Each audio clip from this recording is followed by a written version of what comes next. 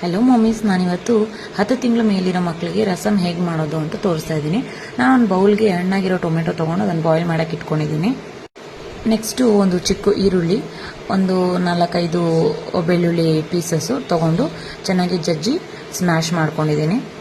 ಸ್ವಲ್ಪ ಕರಿಬೇವು, ಬಾಯ್ಲ್ ಆಗಿರೋ ಟೊಮೆಟೊ ಮೇಲ್ಗಡೆ ಸಿಪ್ಪೆನ ಎಲ್ಲ ತೆಗೆದ್ಬಿಟ್ಟು ಚೆನ್ನಾಗಿ ಕೈಯಲ್ಲೇ ಸ್ಮ್ಯಾಶ್ ಮಾಡ್ಕೊಂಡು ಪ್ಯೂರಿ ಥರ ಎಷ್ಟಾಗುತ್ತೆ ಅಷ್ಟು ಫುಲ್ಲನ್ನು.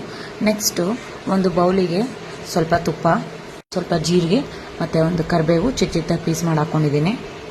ಅದಕ್ಕೆ ಸ್ಮ್ಯಾಶ್ ಮಾಡಿ ಇಟ್ಕೊಂಡಿದ್ದ ಈರುಳ್ಳಿ ಮತ್ತು ಬೆಳ್ಳುಳ್ಳಿನ ಹಾಕಿ ಚೆನ್ನಾಗಿ ಫ್ರೈ ಮಾಡ್ಕೊತಾ ಇದ್ದೀನಿ.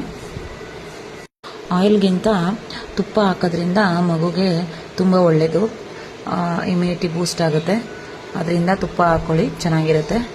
ನಾನು ಎಲ್ಲದಕ್ಕೂ ಅವನಿಗೆ ತುಪ್ಪನೇ ಬಳಸ್ತೀನಿ. ನೆಕ್ಸ್ಟು ನಾವು ಪ್ಯೂರಿ ಮಾಡ್ಕೊಂಡಿದ್ದೀವಿ ಟೊಮೆಟೊನ ಹಾಕಿ ಅದನ್ನು ಸ್ವಲ್ಪ ಫ್ರೈ ಮಾಡಿಕೊಂಡು ಚೆನ್ನಾಗಿ ಅದು ರಾಸ್ ಮೇಲೆ ಹೋಗೋ ತನಕ ಈರುಳ್ಳಿದೆಲ್ಲ ಚೆನ್ನಾಗಿ ಫ್ರೈ ಮಾಡ್ಕೊಳ್ಳಿ.